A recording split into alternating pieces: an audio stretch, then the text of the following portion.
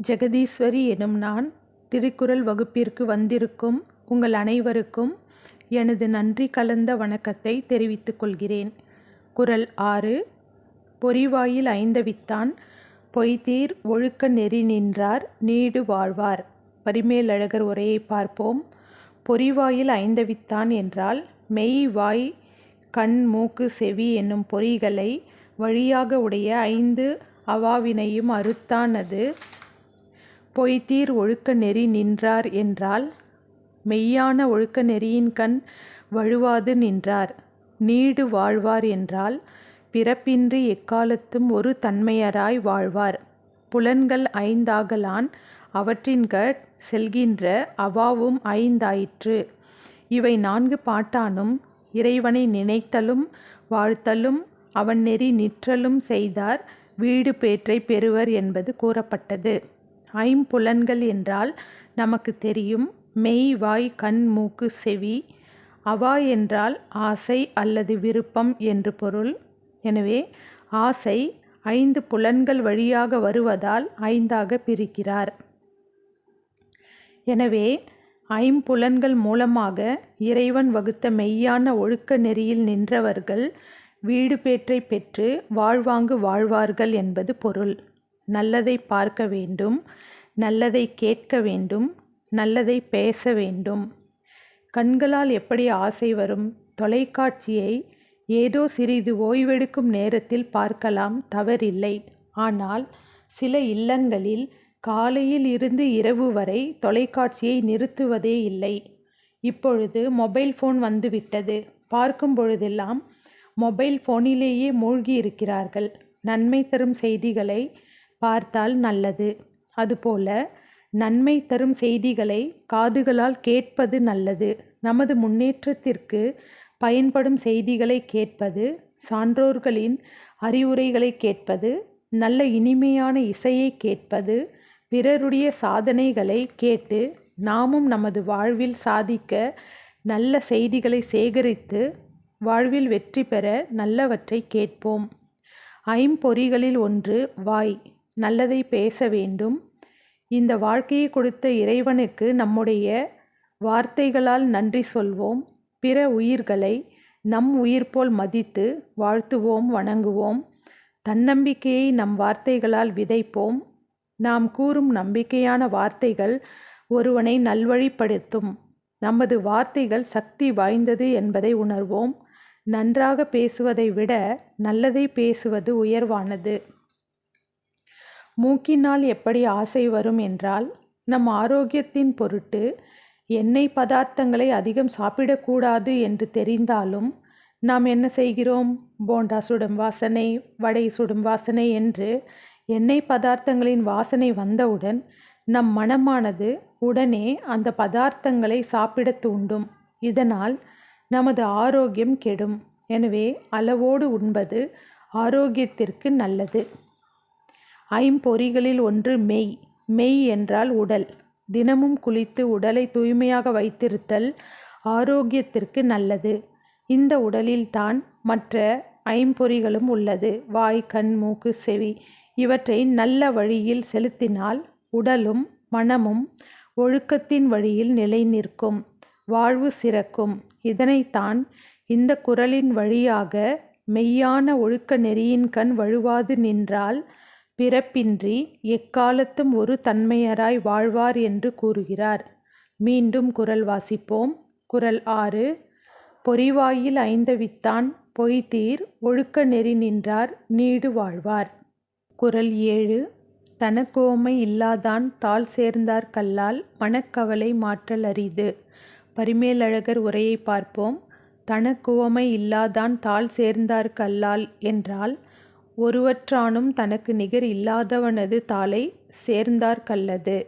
மனக்கவலை மாற்றல் அரிது என்றால் மனத்தின்கண் நிகழும் துன்பங்களை நீக்குதல் உண்டாகாது. தாழ் சேராதார் பிறவிக்கு ஏதுவாகிய காம வெகுளி மயக்கங்களை மாற்ற மாட்டாமையின் பிறந்து அவற்றான் வரும் துன்பங்களுள் அழுந்துவர் என்பதாம். இந்த குறளில் வழிபாடு செய்யாத குற்றங்களை பற்றி கூறுகிறார். வழிபடுவதால் வீடு பேற்றை அடையலாம். வழிபடாவிட்டால் மனக்கவலையை மாற்ற முடியாது என்கிறார். இறைவன் ஒருவனே ஒரு குற்றமும் இல்லாதவன் ஆவார். எனவே அவருக்கு நிகரானவர் எவரும் இல்லை என்பதால் அந்த இறைவனை சேர்ந்தவருக்கு பிறவி இல்லாத வீடு பேறு கிடைக்கும் என்றும், அந்த இறைவனை சேராதவருக்கு மீண்டும் மீண்டும் பிறவி எடுத்து அவற்றால் வரும் துன்பங்களையும் மனக்கவலையையும் மாற்ற முடியாது என்கிறார். மீண்டும் குறள் வாசிப்போம்.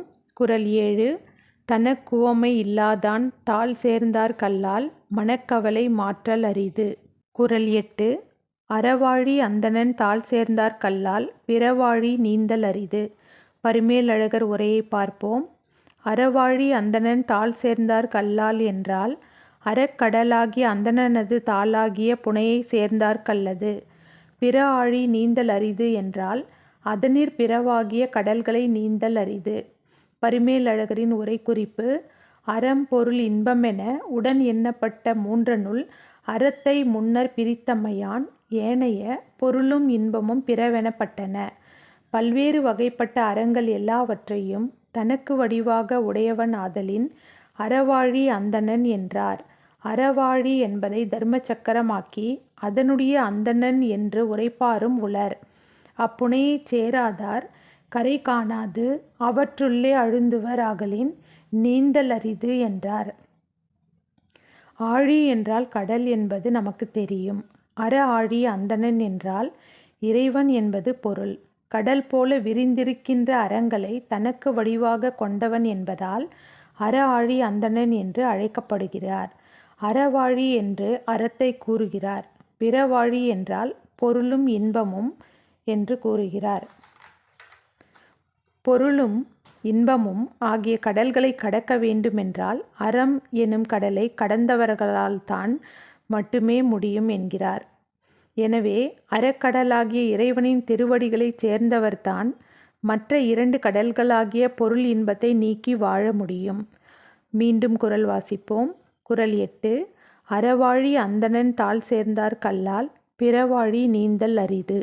குறள் 9. கோலில் பொறியின் குணமிலவே என் குணத்தான் தாளை வணங்கா தலை.